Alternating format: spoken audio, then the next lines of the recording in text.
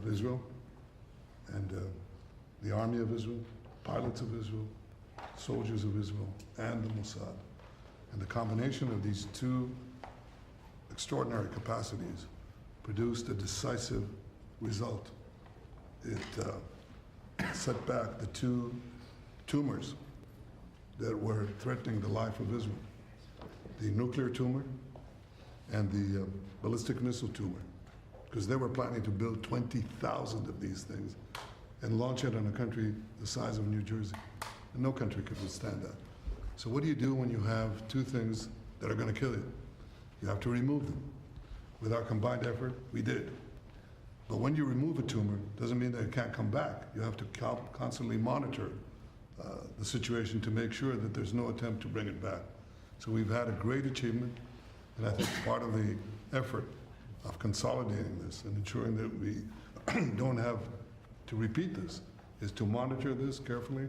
Of course, the President and I are talking about it, our teams are talking about it, but there's no question this is a historic victory, and I think, as was said here today, this has already changed the face of the Middle East. But it's not over in your But I think that there is an opportunity here to create a historic expansion of the Abraham Accords, which were themselves an act of history that deserve a Nobel Prize for the President. But I think the opportunities are much bigger, and I hope, I'd like to believe that Iran would not test our fortitude, because it would be a mistake. And do you believe that regime change is still necessary there? I think it's up to the people of Iran. You do. Mr. Prime Minister, speaking on Syria, the Trump administration was fully supportive of the changes in Syria, backing the new regime there. Obviously, your government more cautious from a security standpoint. Are you comfortable with the pace of change, with the security situation vis-a-vis Syria right now?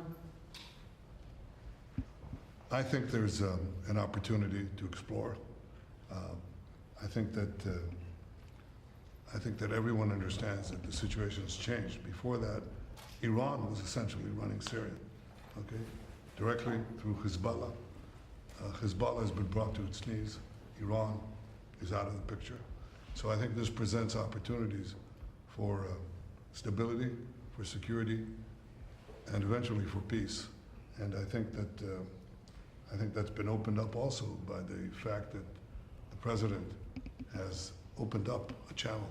So they have something, there's a lot to lose by going back to conflict, and there's a lot to gain by moving towards peace. And I think that opportunity has been opened by the president and by the changed security situation which we brought about with the collapse of the Assad regime. Are there direct talks with the Assad government? Now, let's suppose there were. Would I answer yes? No, right? That's my duty to ask. Right? It's your duty to ask, and my duty to ask you back. So, you know, at the request of a lot of countries in the surrounding area of the Middle East, including Bibi, we took the sanctions off Syria, and I met the new leader. I was very impressed by him. Somebody said, well, he comes from a very tough background. I said, well, you know, I'm not that surprised. It's a tough part of the world. But I was very impressed by him. But we took the sanctions off because we want to give them a chance. They would never have had a chance without the sanctions. And one of the things we have with Iran is, you know, we have they call biting, they are very biting sanctions. And I would love to be able to, at the right time, take those sanctions off, give them a chance at rebuilding, because I'd like to see Iran build itself back up in a peaceful manner and not going around saying death to America, death to the USA, death to Israel, as they were doing. You know, they were the bully of the Middle East, and now they're not the bully anymore. But they were saying terrible things, and would like to see them. They have such potential. You know, they have the oil power, and they have great people, smart people, energetic people, amazing. And I know so many Iranians from New York. I have a lot of friends, and they're great people.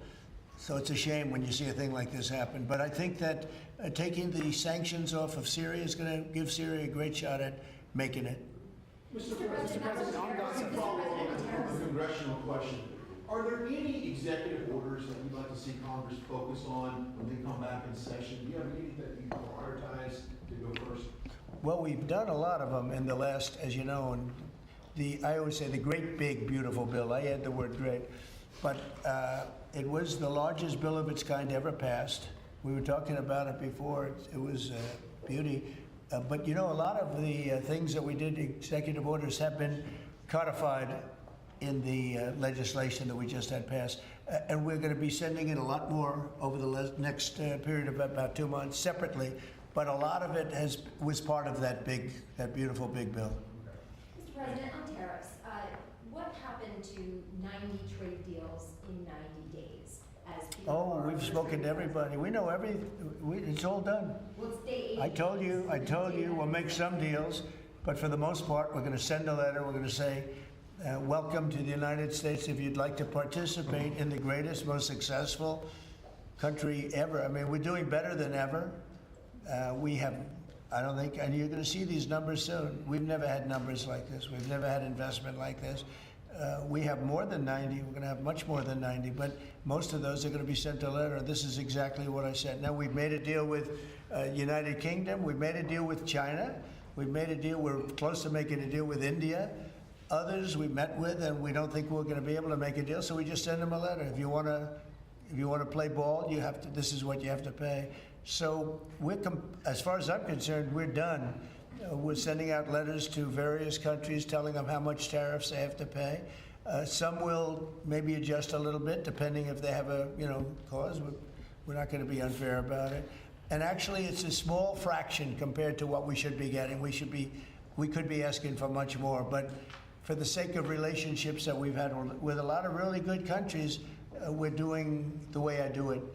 But we could be getting a lot more. We could ask for a lot more than what we're asking for. When you say we're done, because you're sending the letters, to follow up on what Ed had asked earlier, you're counting these as deals by saying, here's the tariff rate we're going to charge. I'm saying, here it is. Congratulations. Welcome to the United States. I hope you make a lot of money, and you're going to pay us money.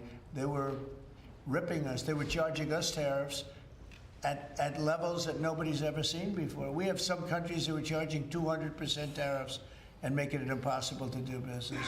And what the tariffs are doing is they're driving people in and companies into the United States. That's why we're building all of the work that you see happening in this country right now, and it's at a record level. All the factories, all of the AI institutions that are being built, it's largely because, well, I think it's because of November 5th, the good election, and I think it's because of the tariffs. Thank you all very much. Thank you. Thank you. Thank you. What's for dinner? I don't know, but it looks good to me.